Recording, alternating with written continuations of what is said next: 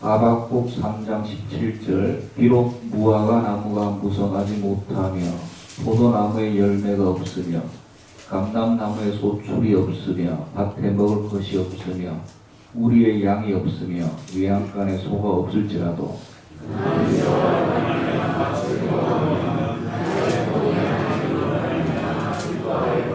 주 여호와는 나의 힘이시라. 나의 발을 사슴과 같게 하사 나를 나의 높은 곳으로 다니게 하시리로다. 2장 20절 말씀을 다 같이 공독해 올려드리겠습니다. 시작. 오직 여호와는 그 성전에 계시니 온 땅은 그 앞에서 잠잠할지니라 하시니라. 아멘. 네, 오늘은 추수감사주일입니다. 추수감사주일. 많은 사람들이 추수감사절의 유래를 미국에 최초로 이주한 청교도들이 정말 살아남기에 급급한 한 해 하나님의 은혜로 많이 죽기도 했지만 많이 살아남은 그 하나님의 은혜를 감사하여서 감사절을 지내는 것을 추수감사절의 효시처럼 생각하고 있습니다. 그래서 우리 한국교회는 미국교회의 선교와 전도에 아주 큰 영향을 받았기 때문에 우리 한국교회도 전통적으로 11월, 오늘이 11월 셋째 주죠. 11월 셋째 주 오늘을 추수감사절로 들여오고 있습니다. 그래서 약간 이것이 이제 우리나라 좀 시기, 미국에는 11월 셋째 주 우리가 그대로 지금 드리는 거고, 우리 현실의 상황에 좀 맞지 않는 감이 없지 않아 있습니다. 오히려 추석 때가 이 추수감사절 정신으로는 시기가 맞죠. 그래서 요즘에는 교회별로 10월 셋째 주에 드리는 교회도 있고 추석 때 적으로 드리는 추석 후에 드리는 교회도 있고, 그래도 좀 많은 보수적인 교회는 그게 뭐 시기가 뭐가 중요하겠나 해서 그냥 11월 셋째 주에 드리는 교회도 있습니다. 사실은 감사절을 드리는 시기가 중요한 것은 아니지요. 어떻게 보면은 구약 성경의 수장절하고도 관계 있기 때문에 우리가 조금 지금 겨울이 되고 겨울 전에 열매와 복실을 거두어서 하나님께 감사드리고 수장하는, 저장하는 절기로 보면 또 11월 셋째 주가 크게 틀리지는 않는 것 같습니다.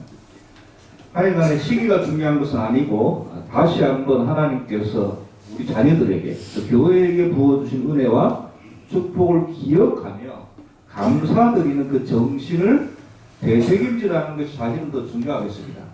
11월 셋째 주는 감사하고 10월 셋째 주는 덜 감사하고 추석 때는 많이 감사하고 그런 거 아니잖아요. 절기가 감사는 뭐 항상 언제든지 되새김질하는 것이 중요하니까 올 한 해도 하나님께서 돌이켜보면 금세 또 1년이 지나가는데 사랑의 교회에 부어주신 은혜가 적지 않습니다. 먼저 그 은혜에 참 감사드리고 싶습니다. 우리나라나 세계적으로 볼 때 한 해를 돌이켜보면 감사보다 사실은 기쁜 일보다 우울하고, 아직도 코로나가 참 끈질기기도 하지 죽지도 않고 끝까지 살아남아서 힘들게 하고, 또 여러 사건과 여러 가지 사태들, 알다시피 많은 일들이 또 일어나지 않았습니까? 슬픈 일들이 많았지만 그러나 그 와중에서도 하나님께서 지켜주시고 인도하여 주시고 우리가 알든 모르든 또 막아주셔서 또 이렇게 앉아서 하나님께 예배 드릴 수 있도록 하여 주심에 대해서 우리가 먼저 감사를 드려야 되겠습니다. 여러분 어떠한 감사의 마음을 가지고 오셨습니까? 물론 추수감사 헌금도 준비하셨겠지만 그것보다 우리 마음속에 하나님을 향한 어떤 감사의 제목들을 가져오셨는지 오늘 말씀을 통해서 한번 정말 우리가 감사드려야 될 대상이 뭔지, 뭘 감사를 드려야 되는지 한번 생각해 보는 시간이 되었으면 좋겠습니다. 고사성어 가운데서도 이 과유불급이라는 말이 있는데, 지나친 것은 오히려 부족한 것보다 더 못하다, 흘러 넘치는 것, 이런 뜻인데 성경 인물 중에 이런 인생 깊이 이런 과유불급에 대해서 너무 많은 것이 오히려 더 안 좋을 수 있다는 것을 묵상했던 사람이 아굴이라는 사람입니다. 아굴. 잠언서에 보면 이 아굴이라는 사람이 이렇게 기도합니다. 내가 두 가지를 주께 구하겠사오니 죽기 전에 내게 거절하지 마옵소서. 헛된 것과 거짓말을 내게서 멀리 하옵시며, 그 다음에 나를 가난하게도 마옵시고 부하게도 마옵시고. 확실히 이 현대인의 마인드는 아니지요. 우리는 현대인들 어떻게 하면 가급적이면 어떻게? 가난하게? 마음이 가난한 자는 복이 있나요? 가난하게? 아니요. 부자 되고 싶잖아요. 전부 다. 세상은 당연하고 교회도 막 따라가고. 근데 야굴이라는 사람은 가난하게도 마옵시고 부하게도 마옵시고, 그러니까 과유불급에 대한 정신을 이제 먼저 아는 분이죠. 오직 필요한 양식으로 나를 먹이사 내가 배불러서 하나님을 모른다. 여호와가 누구냐 할까 하오며. 이게 참 중요합니다. 배가 불러서 하나님을 모른다 할까 두려워하고, 가난해서 혹시 또 도둑질하고 하나님 이름을 욕되게 할까 두려워한다. 이렇게 기도드린 아굴의 소원이 인간의 내면을 성찰하게끔 합니다. 그리고 이 정신이 감사에 있어서 참 중요한 정신이 아닌가 이렇게 생각이 듭니다. 여러분, 넉넉하게 가진 자들이 도대체 주님이 누구냐, 주님을 부정하거나 아니면 허기를 달래주던 일용할 양식들을 쾌락을 위한 도구로 바꾸는 죄악을 범하게 되는 까닭이 무엇입니까? 감사를 잊어버렸기 때문입니다. 처음부터 부하지는 아주 처음에는 가난하고 어렵고 힘들지만 점점 지나다가 보면 그 가난했던 시절을 잊어버리게 되는 것은 바로 감사를 잊어버렸기 때문입니다. 그래서 여러분, 감사를 잊어버린 것만큼 무서운 것은 없습니다. 감사를 잊어버리면 과거의 우리의 자신의 근본된 모습을 잊어버린 것입니다. 감사를 잊어버리면 자신의 지금 처지를 잊어버리는 것입니다. 그리고 감사를 잊어버리면 우리의 미래의 모습을 잊어버리는 것입니다. 특별히 하나님 앞에서 우리의 삶에 대한 감사가 없는, 우리 삶에 대한 감사가 없는 인생은 하나님을 기쁘시게 할 수도 없고 참다운 사람됨의 삶을 살아갈 수도 없습니다. 감사는 바로 사람을 사람답게, 하나님의 자녀를 자녀답게 만드는 귀한 은혜요, 성품인 줄로 믿습니다. 감사.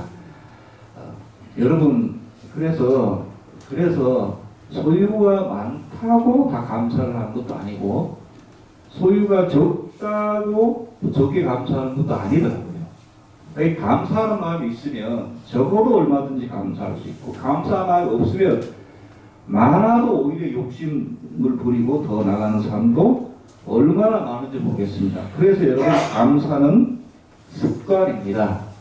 감사는 가장 중요한 습관입니다. 하나님은 우리 인간의 습성을 잘 아시거든요. 우리를 만드신 분이니까. 어떤 습성이냐 하면 개구리 올챙이적 생각 못하는 습성을 잘 아십니다. 개구리 올챙이적 생각 못한다는 말은 이제 감사를 잃어본다는 말이거든요. 그런 존재임을 너무나 잘 아십니다. 초심을 잘 잊어버린다는 것을 너무 잘 아세요. 이스라엘 초대 사울 왕도 개구리 올챙이적 생각을 못했고, 심지어는 위대한 다윗 왕조차도 자신이 목동이었을 때 하나님께서 기름 부어서 왕으로 삼았다는 것을 잊어버리고 충성스러운 부부와의 아내를 빼앗았습니다. 왕이 이 정도는 뭐 당연히 해도 된다.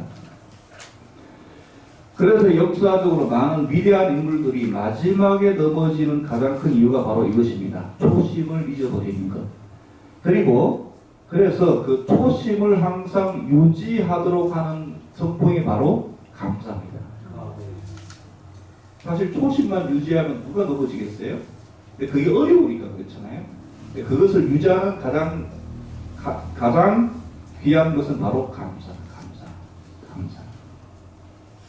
그래서 여호와 하나님께서 이스라엘 백성들에게 내 백성은 감사하는 백성이 되기를 원하셔서 매년 3번씩 꼭 절기를 지키라 이렇게 명령하셨습니다. 아예 율법화 시키셨는데 6월절, 초막절, 칠칠절 이 3가지 절기다가 감사를 기본으로 한 것이죠. 감사를 되새긴 6월 애굽에서 구원해 주신 것을 감사하고 첫 열매 드린 것을 감사하고 마지막 풍성하게 열매를 거둔 것을 감사토록 하는 기본이 감사입니다. 감사. 신약에서는 이 정신을 더 발전시켜 가지고 새 절기뿐만이 아니라 언제 감사하라고요? 항상 감사해. 항상. 이게 여러분 어떻게 이게 가능합니까? 참 어렵죠. 그래도 그렇게 이게 하나의 뜻이라고 그냥 범사에 감사하라고. 범사에 감사하라고. 그러니까 좋은 일이 있을 때만 감사하면 이게 말이 안 되잖아요. 이게 어떻게 감사합니까?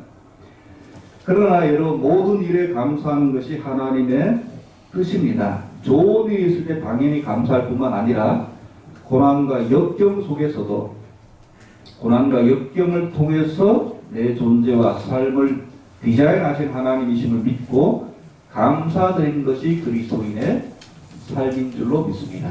감사. 그런데 실제로 삶에서 감사가 잘 안 되는 여러 가지 이유들이 있습니다. 범사에 감사라는 말은 한 번, 두 번 감사란 말이 아니라 계속해서 끊임없이 감사라는 말씀이지요. 실제로는 감사보다 원망과 불평이 더 많이 튀어나왔잖아요. 이걸 한 해도 돌이켜보면 저도 설교를 하고 있지만 제 자신을 돌이켜봐도 뭐가 화나는 일, 짜증나는 일, 나라적으로 경기적으로도 안 좋고 전쟁도 일어나고 아니 예를 들어서 실명을 거론해서 죄송합니다. 푸틴 러시아 대통령이 우크라이나를 침공했잖아요. 그거 보고 감사한 사람이 누가 있습니까? 감사되던가요? 저 복지에서 빨리 죽지. 불쌍한 우크라이나 괜히 감정이입이 돼서 또 화가 나고 그것뿐만이 아니라 목숨이 앞서가고 나고 그거 보고 감사가 어떻게 됩니까? 그 감사하는 사람 이상하죠. 안타깝고 청년들이 한 해를 돌이켜보면 이 성경은 분명히 구약의 3가지 절기를 하나님께서 만들어 놓으신 것도 머리로 이해가 되고 신약에 항상 범사에 감사란 말씀도 이해는 되지만 현실적으로 우리가 실천하기가 너무너무 힘들더라는 겁니다. 왜 힘든가? 몇 가지 이유가 있는데 첫째는 감사가 하나님 말씀대로 기뻐하시는 걸 알면서도 잘 안 되는 이유가 첫 번째가 우리 죄성이 우리는 원죄 해결함을 받았지만 아직 그 잔뿌리들 있잖아요. 이 죄성이 우리 본성이 감사보다는 원망을 하게끔 그렇게 되어 있습니다. 그러니까 가만히 있으면 저절로 가만히 하나님의 자녀라고 해서 가만히 있으면 뭐가 더 많이 나오게끔 되어 있다는 거예요. 감사보다는 원망이 불평이 핑계가 더 많이 나오게끔 되어 있다는 거예요. 신앙인이지라 세상 사람도 말할 것도 없고 아담만 보면 금방 아는데 아담이 죄짓기 전에는 아내 하와를 주신 하나님께 막 감사가 내 뼈 중에 뼈요 살 중에 살 이게 너무 좀 오바다. 물론 뼈 옆구리 갈비뼈로 만들긴 했지만 뼈 중에 뼈요 살 중에 살이라 최고의 감사의 표현을 했거든요. 죄가 들어오기 전에는. 그런데 선악과 불락 까먹고 죄가 들어오고 나서 어떻게 바뀌었습니까? 요랬던 아담이 아까 요거는 창세기 2장에 나온 말씀이고 불과 한 장 3장 12절에 원래 같으면 여러분 그 남편이잖아요. 아담이 그 뭐라고 이야기됩니까? 아담 너 왜 그래 따먹었어? 뭐라고 해야 돼요? 다 누구 탓이요? 그렇죠. 근데 이건 남편이 이야기해야 되는데 아내들이 이야기하네. 제 탓입니다. 제 아내니까. 하여튼 뭐 줘서 먹었지만 제가 잘못했습니다. 이렇게 해야 되는데 그렇게 되지가 않고 이게 죄가 들어오니까 어떻게 바뀌었어요? 핑계. 하나님이 주셔서 나와 함께 있게 하신 여자, 그가 그 열매를 내가 주므로 내가 먹었나이다. 이럴 때는 굉장히 객관적으로 됩니다. 객관적으로 안 돼도 되거든요. 말은 맞지. 하와가 먼저 따서 먹고 남편이 줬으니까. 근데 이럴 때는 객관적일 필요가 없거든요.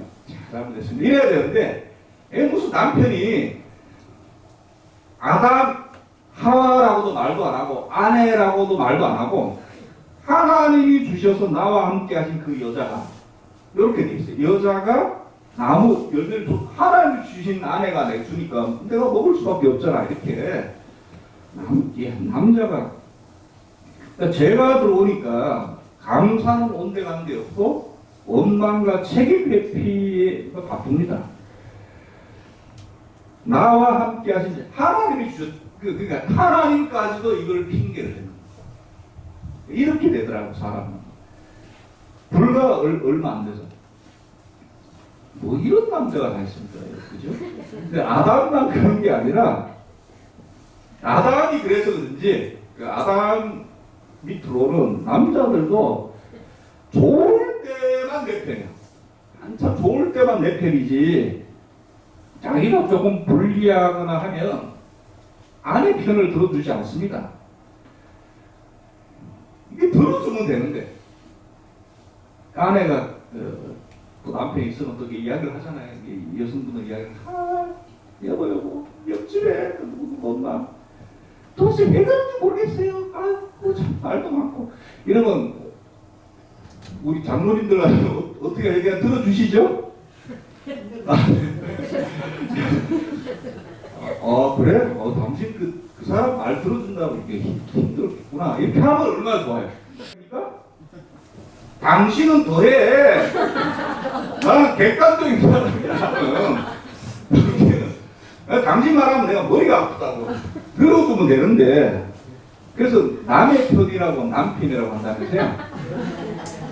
남의 편, 남편을 들어준다고 남편, 이런 우스갯소리지만 뼈가 들어있는 그런 말이 있습니다. 남자만 그런가요? 남자만? 아내도 마찬가지입니다. 아내도 사랑이라는 핑계로 잔소리를 입에 달고 살잖아요. 그러면서 맨날 사랑해서 그렇게 살아가요. 해. 너 이거 해. 안 해? 안 해? 안 해? 그래서 아내가 됐다.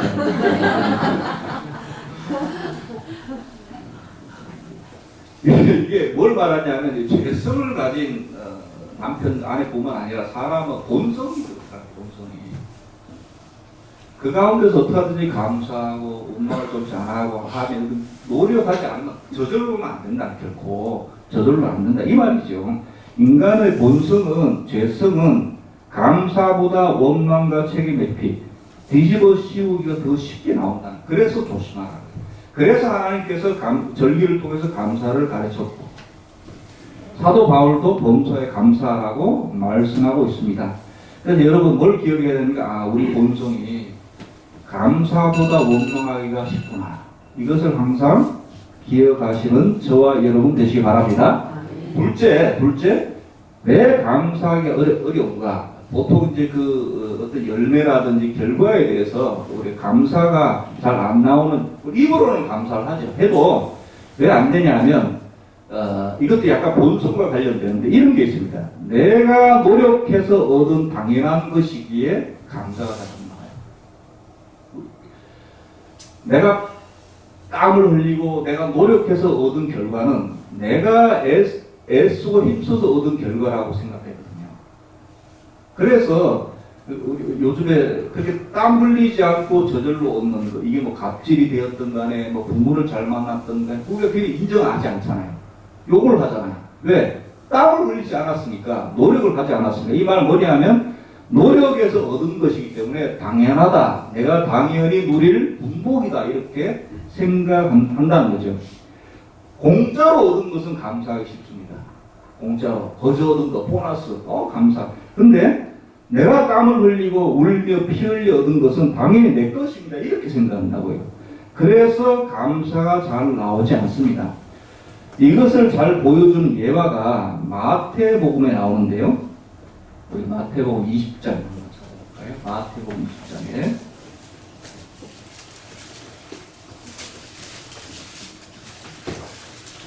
굉장히 귀한 여기에 대한 비유라고 생각합니다. 뭐에 대한 비유냐? 사람은 자기가 노력한 것에 대해서 공평하지 못한 것에 굉장히 민감하구나. 이거를 보여주는 건데, 그래서 감사가 잘 나오지 않는다. 이 굉장히 어떻게 보면 첫 번째부터 더 중요할 수 있는데, 하루 종일, 여기 보면 이제 하루 종일 일한 품꾼이 품삯을 받습니다. 약속대로 받아요. 그러니까 아침에 새벽같이 이제 그 포도 주인하고 약속을 하루를 일을 하면 한 데나리온을 주겠다 약속을 하거든요. 그래서 그걸 받습니다. 받아요. 그럼 기뻐했을까요? 감사했을까요? 어떻게 했을까요? 마태복음 20장 11절 보세요. 20장 11절. 받은 후에 집주인에게 감사가 아니라 집주인을 원망하여 이르되, 이렇게 이야기합니다. 왜 원망했을까요? 나하고 맺은 계약은 같은데 자기보다 땀을 덜 흘린, 나는 새벽같이 와서 일을 하는데 늦은 아침에 온 사람도 있고 점심때 온 사람도 있고 심지어는 뭐 오후 5시 1시간 일하는 사람도 있단 말이에요. 근데 품삯을 나부터 준 것이 아니라 먼저 얼마 안 한 사람부터 주는 거예요. 근데 한 데나리온을 주거든. 한두 시간 일한 사람도 10만 원을 받았어요. 그럼 나는 하루 종일 일했으니까 얼마가 기대가 돼요? 적어도 2배까지 아니지만 1.5배. 그럼 나한테도 10만 원을 준단 말이에요. 그러니까 이게 거기서 이제 이렇게 막 오히려 원망이 납니다. 공평하게 대접받지 못했다고 생각하기 때문입니다. 이것이 현대사회에 굉장히 중요한 이슈거든요. 그래서 우리 조금 깊이 생각해 봐야 됩니다. 공평하지 못하다고 해서 화내는 것이 과연 옳은 것인가에 대한 아주 깊은, 물론 화가 나죠, 당연히. 그런데 집주인 원래 계약한 대로는 이행했거든요.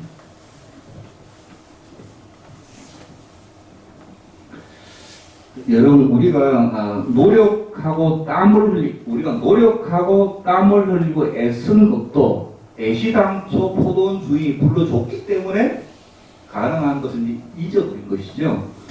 하나님께서 우리를 불러주셔서 맡겨주셨기 때문에 가능한 일입니다. 그런데 우리는 자꾸 잊어버립니다. 자꾸 잊어버려요. 그러면 자꾸 다른 사람들과 비교해요. 노력은 내가 많이 한 것 같은데, 근데 저 사람은 별로 안 해 보이고, 직장에 보면 그런 사람 있잖아요. 얄미운 사람 있지 않습니까? 이렇게 맡기고 교묘하게 아무 잘해서 승리는 내가 돼야 되는데 그 사람이 되면 이상 이런 일이 벌어지면 감사가 아니라 자꾸 뭐가 나와요? 이 포도원 주인처럼 원망이 나오고, 이 원망은 당연하다 생각합니다. 이게 참 무서운 거죠. 마태복음 20장 1절 말씀을 여러분 기억해야 됩니다. 20장 1절부터 시작하잖아요. 천국은 마치 품꾼을 얻어 포도원에 들여보내려고 이른 아침에 나간 집주인과 같다.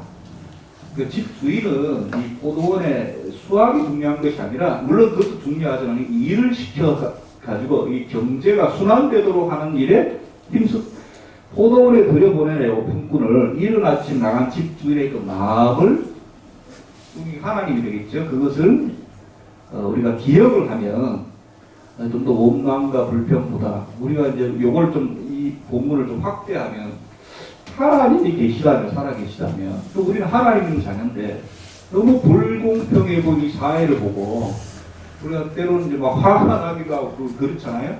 거기에 어떻게 보면 하나의 이제 대답이 될 수 있을 것입니다. 그 전에 처음으로 돌아가서 이 모든 것도 불평불만하는 너 그 자리를 준 것도 나 아니냐 이거지. 원래 계약한 대로 나는 지금 저 하고 있잖아. 이 말씀을 우리에게 주십니다. 근데 그 생각을 못하니까 감사가 안 되고 자꾸 원망과 불평이 나오는 것이죠.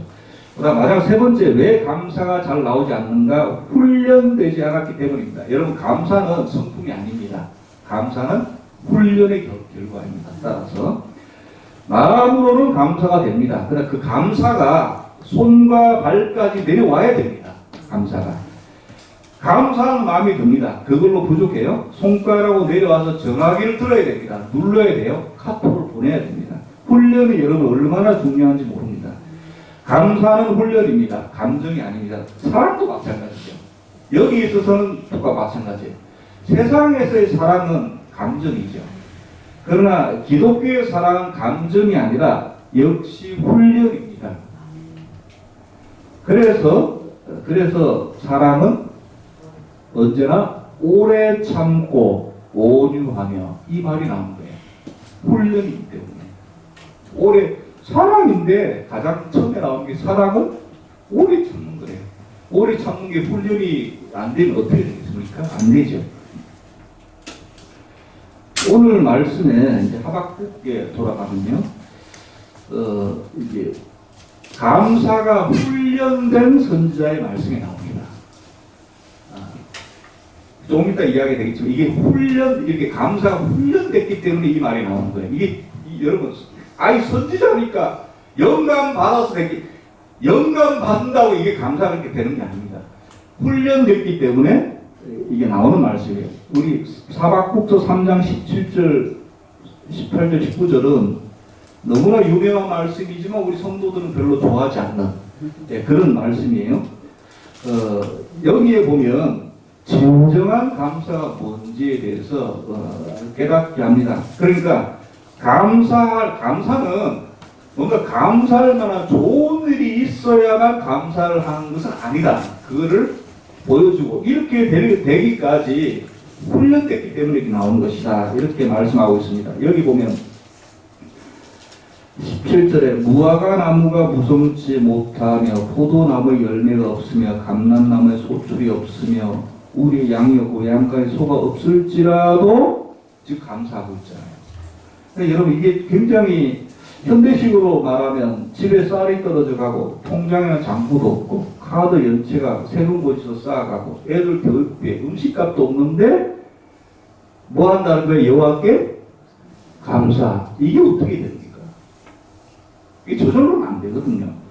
여러분 이때 드리는 감사가 정말 귀한 감사인데 그러니까 여러분 사실 이 상태쯤 되면 17절의 이 상태쯤 되면 사실은 감사가 아니라 정말 한숨과 짜증이 나오죠. 화가 나오죠. 나는 왜 사는 것이 이 모양 이 꼴이냐 이거지. 하나님 자녀인데 하나님 백성인데 하나님을 안 믿고 악한 짓 하는 사람은 떵더구리 잘 사는데 나는 왜 이 모양 이 꼴이냐. 어떻게 나도 조금 시류에 굴복하거나 나도 아부하고 했으면 무화과 나무가 무성까지는 아니지만 좀 몇 개가 얻었을 텐데 없단 말이에요.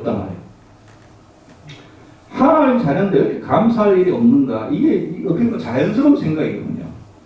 그러면 우리가 생각하기에 이 구절 읽었습니다. 그러면 도저히 이렇게는 자신이 없구나. 그러면 이렇게 됩니다. 하박국 선지자니까 이렇게 감사하지. 나하고는 상관이 없다니. 선지자니까. 근데 여러분 하박국이 원래부터 이런 분이 아니었습니다. 원래부터 이런 분이 아니라 지금 하박국 선지자도 처음에는 우리처럼 부조리한 세상을 보면서 불평불만 회의가 참 많았던 분이에요. 하박국 선지자가 1장 보시겠습니다. 요거는 지금 3장 아닙니까? 1장 2절에 보니까 그래도 하박국이 선지자로 부름받고 하나님 말씀을 세상에 전하면서 세상을 보니까 너무 이게 불합리하고 부조리하다.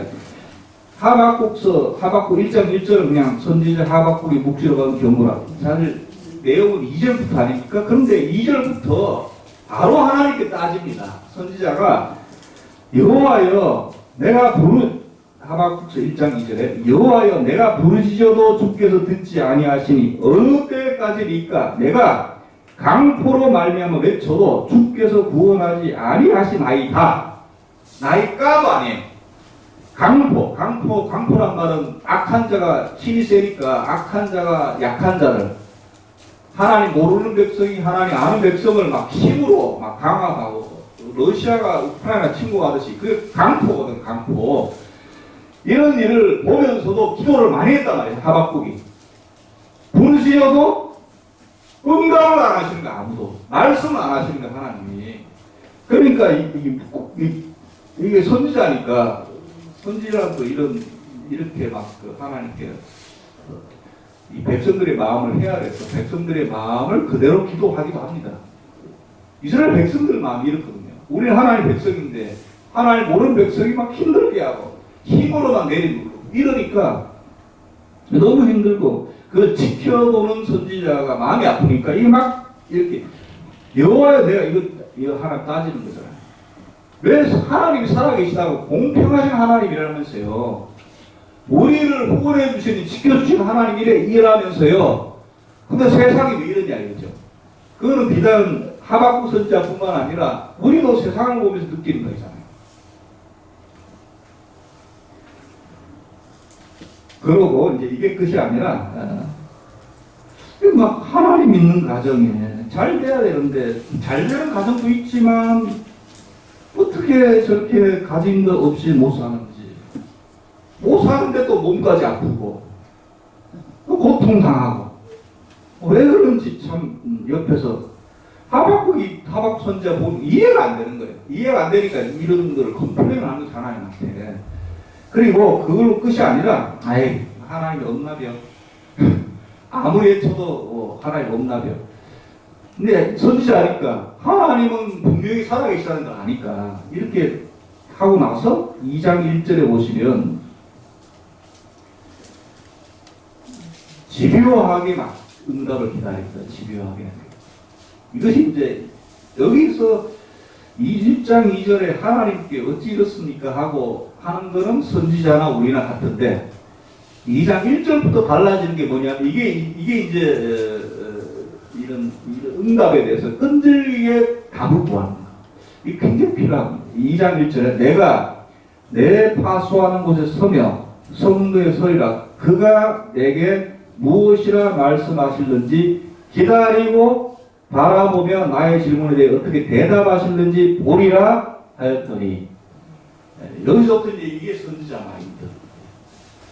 하나님의 응답을 구하고 어떻게 하는지 풀려고 기다리고 바라보며 보리라. 이게 이제 연습하는 거거든요. 연습. 이 부조리한 감사가 나오지 않는 원망이 계속된 이것에 대해서 답을 구하고 찾고 이것이 연습되고 훈련되는 겁니다. 이 구절이 바로 역설적으로 감사를 훈련하는 장면입니다. 그러니까 이제 내가 감사를 훈련해야 돼서 훈련하는 것이 아니라 이 불합리한 세상 속에서 그냥 왜 하나님 이렇습니까? 에이 세상은 다 그렇지만 하나님 없나 끝이 아니라 하나님 살아계시고 믿으니까 이게 선지자니까요. 어떻게 하든지 불합리한 부조리한 세상의 자꾸 핍박을 받고 힘들고 어렵고 왜 그래 답을 2장 1절 말씀하실는지 기다리고 바라보고 대답하시는 보리라. 이게 여러분 어려워요. 이게 하루아침에 됩니다. 선지자니가 말씀도 찾아보고 밟고 기도도 했었고 내 파수하는 곳에서는 자기 할 일을 다 하면서 하나님의 응답을 구하는 것. 이게 여러분 연습입니다. 이러한 과정이 있어야 됩니다. 그래서 결국은 이제 중간에 결론은 있으니까 아까 3장에 완전히 180도로 확 하박국 선지자 바뀌어서 이렇게 나오잖아요. 여기서도 중요한 게 이제 응답을 막 바라고 기다리니까 하나님 응답이 왔습니다. 자, 여기서부터 잘 들어보십시오. 응답을 얻었을 뿐만이 아니라 여기서 하박국 선지자가 큰 은혜를 체험하게 됩니다. 그것이 어떤 말씀인가? 이게 큰 은혜를 체험했으니까 하박국 아까 3장 17절, 18절, 19절에 완전히 이렇게 바뀌었잖아요. 도대체 무슨 응답을 받았기에 따지듯이 하나님께 구했던 하박국이 이렇게 달라졌을까? 많은 구절을 볼 수는 없지만 오늘 읽었던 말씀 다시 한번 보시겠습니다. 2장 20절 말씀. 이것이 은혜 받고 깨달은 하박국의 결론 중에 하나입니다. 2장 20절.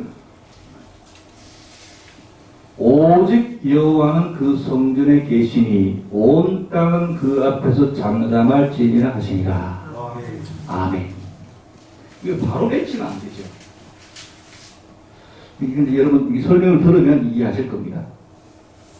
하박국 선지자가 깨달은 한 가지가 뭐냐면 여호와께서 성전에 계시다는 겁니다. 이것이 이제 구약의 정신이기도 하죠.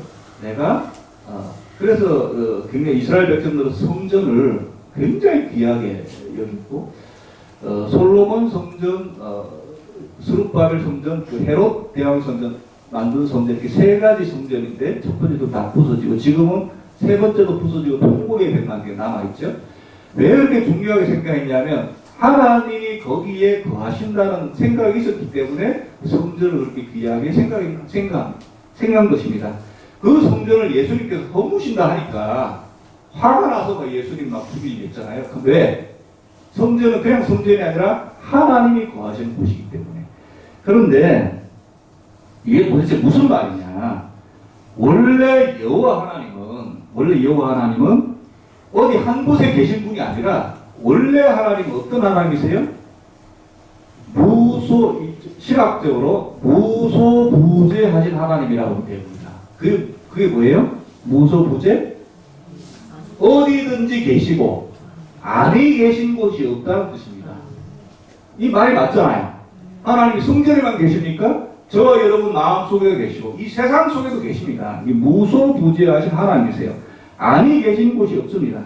하나님의 영광과 존귀하심이 미치지 않는 곳이 없습니다. 그럼에도 불구하고 구약에서는 하나님께서 스스로 굳이 인재를 성전에 이렇게 국한시키시는 거예요. 왜? 관심을 성전에 두세요. 왜 그렇지요?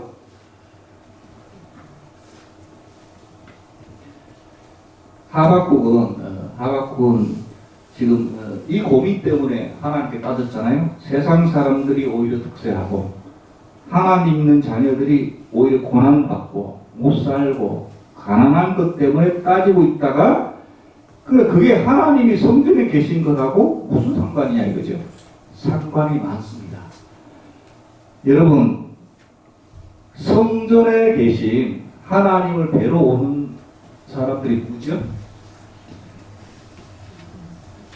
성전에 계신 하나님을 뵈러 예배드리러 제사드리러 보러 오는 사람은 누구죠? 세상 사람인가요? 이스라엘 백성들인가요? 세상 사람인가요? 저와 여러분들인가요? 이스라엘 백성입니다. 저와 여러분들이에요. 하나님을 뵙는 무소부재하시면서도 불구하고 나는 성전에 임재한다. 나는 여기에 너희들 성전 마음에 임재한다 하신 하나님을 뵈러 오는 사람은 저와 여러분이에요. 아멘. 득세하는 세상 사람들이 아니란 말이에요. 세상 사람은 하나님이 없다는 사람입니다. 당연히 성전에 나오지 않죠. 성전에 나온다는 자체가 제사를 드리러 나온다는 자체가 하나님을 인정하고 하나님을 주로 모시는 사람들입니다. 형편이 어떻든지 간에 가정 형편이 어떻든지 간에 성전에 나와 성전에 임재해 계신 하나님을 만나는 것이 큰 은혜요 축복이라는 것을 하박국 선지자가 깨닫게 되는 것입니다. 이 축복을 세상 사람은 전혀 누리지 못한다는 겁니다. 왜? 성전에 나오지 않으니까요. 교회에 나오지 않으니까요. 성전에 하나님을 만나러 나오는 한, 마음을 성전에 두고 주님께 경배 드리는 한, 우리는 하나님과 동행하는 삶을 사는 것입니다. 그러니까 하박국이 뭐가 바뀌었냐면 하박국 선지자 사고에 감사할 대상, 감사의 기준 자체가 바뀐 겁니다. 그러니까 이 뜻 자체는 갑자기 엉뚱한 소리를 하는 것 같다고 느껴질 수 있는데 왜 이런 말이 나오는가? 하나님 은혜가 임해가지고 보는 기준, 눈이 바뀐 거예요. 그전에는 하나님께서 주시는 어떤 것들이 기준이었습니다. 그렇잖아요? 오늘 식으로 말하면 17절, 18절에 무화과 나무, 포도나무, 양, 소, 그게 기준이었단 말이에요. 그러니까 이것이 없고, 이거 하나님 자녀에게 이런 것들이 있어야 되는데 이것이 없고 강한 자가 뺏어가니까, 그러니까 막 화가 나고 하나님 따진 거잖아요. 그러니까 기준이 뭐였다고요? 눈에 보이는 그런 것들은, 그것도 은혜고 큰 축복이죠. 그러니까 이것이 기준이 되니까, 눈에 보이는 어떤 것이 기준이 되니까 왜 자꾸 악한 사람에게는 이런 것들을 허락하고 하나님의 백성에게는 자꾸 허락을 안 하시니까 화가 나서 하나님께 따졌던 거잖아요. 그렇죠, 여러분? 더 정확히 말하면. 근데 이 기준이 바뀐 거예요, 기준이.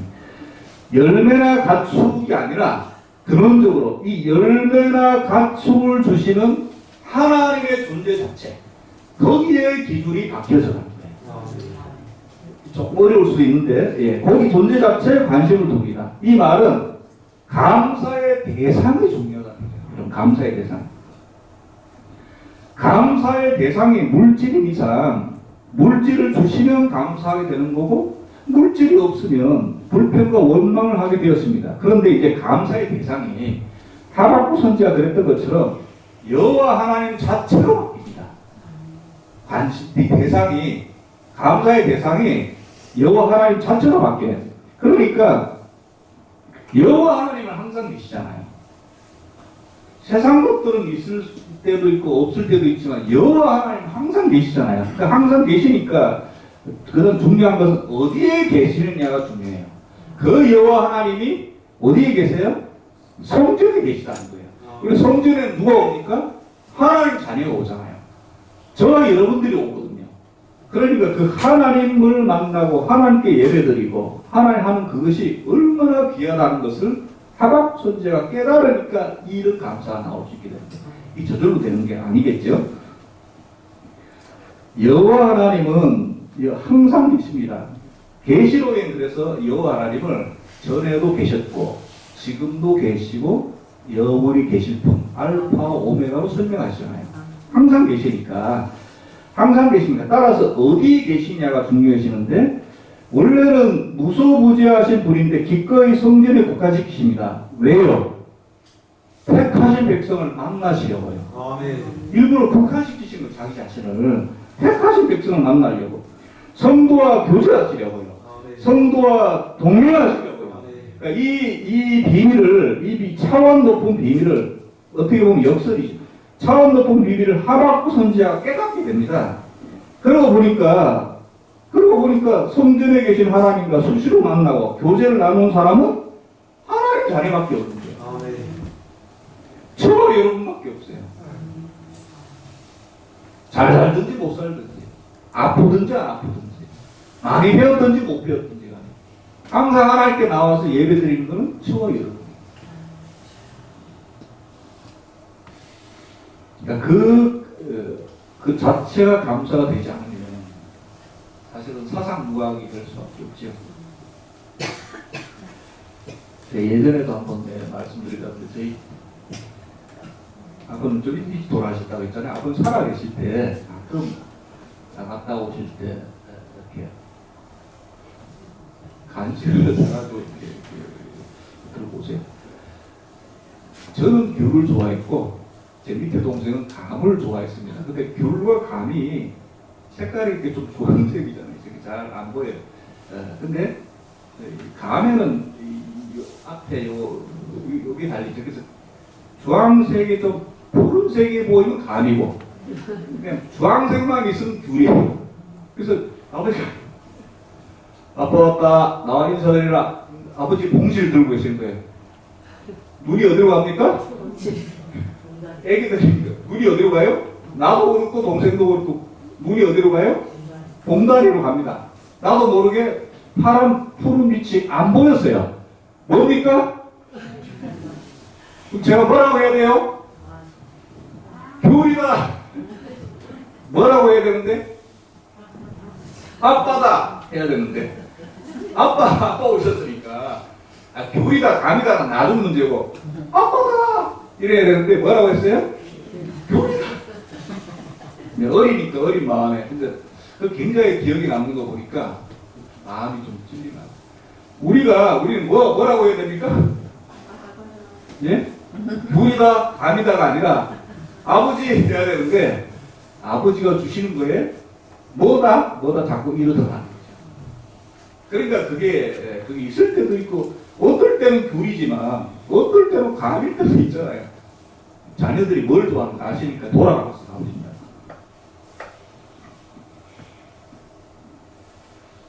좀 부끄러울 때가 많습니다. 그죠?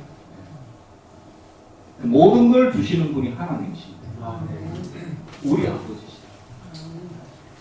그 아버지 존재 자체로 감사가 안 되면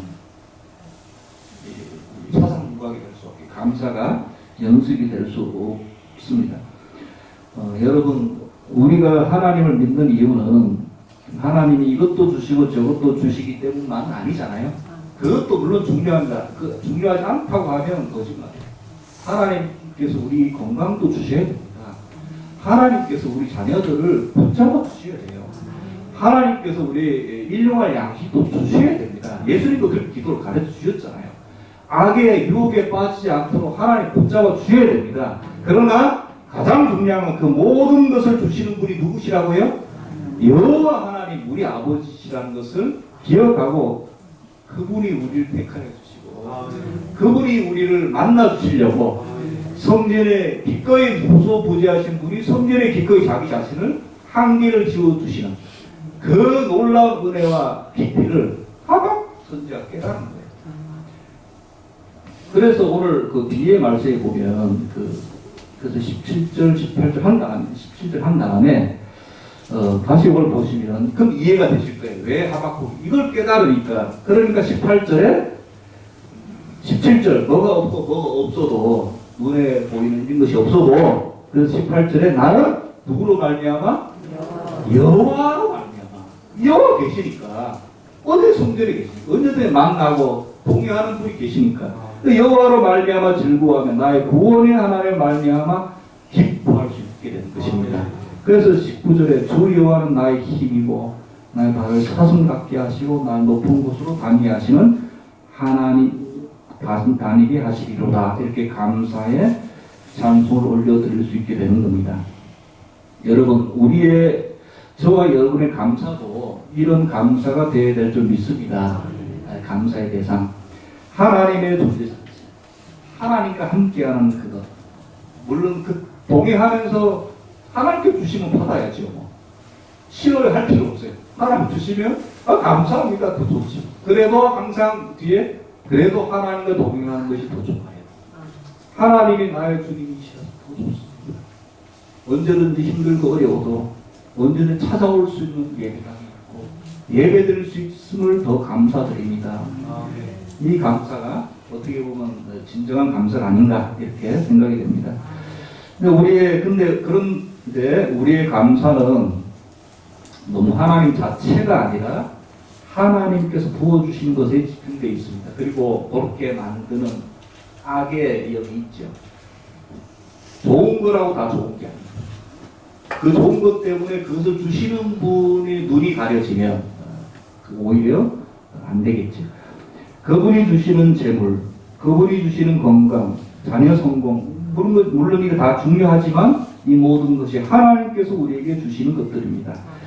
하나님께서 우리에게 주신 것들 때문에 하나님께 감사드려도 물론 하나님 기뻐하십니다. 다시요. 우리에게 주신 것들 때문에 눈에 보이는 것들 때문에 하나님께 감사드려도 물론 하나님께서 기뻐하십니다. 그러나 하나님 자체만으로 하나님께서 부족한 우리를 구원해 주신 그 하나만으로 아무것도 가진 거 없어도 하나님만으로 감격하고 감사할 때 올려드리는 그 감사는 하나님께서 기뻐하심으로 받으실 줄로 믿습니다. 그런 감사를 올려드리는 저와 여러분 바로 추수감사절 주일에 바로 저와 여러분 하나님의 백성들이 하박국 선지자처럼 저와 여러분처럼 감사를 돌려드리게 되기를 바랍니다. 기도드리겠습니다. 하나님 아버지 은혜 감사드립니다. 가장 먼저는 부족한 우리들에게 그들에게 풍성하게 열매와 곡식과 여러 가지로 채워주시고 먹여주시고 입혀주시고 재워주심에 대해서 감사드립니다. 또 한 가지 감사는 이것을 누릴 수 있도록 건강 주시고 악에 빠지지 않도록 여러 가지 병마에 빠지지 않도록 여러 가지 사건 사고에 빠지지 않도록 지켜주심에 감사드립니다. 가장 중요한 것은 그러나 우리 하나님 아버지 우리를 사랑하여 주셔서 우리를 구원하여 주시고 이게 부족하고 연약하지만 왜 이렇게 만나기를 원하시는지 우리가 머리로는 이해하지 못하지만 우리를 사랑하여 주셨다고 하셨사오니 그것에 대해서 가장 먼저 감사드립니다. 사랑의 모든 성도들이 이러한 감사를 놓치지 않도록 주님께서 인도하여 주시옵소서. 예수 그리스도 이름으로 기도드렸사옵나이다. 아멘.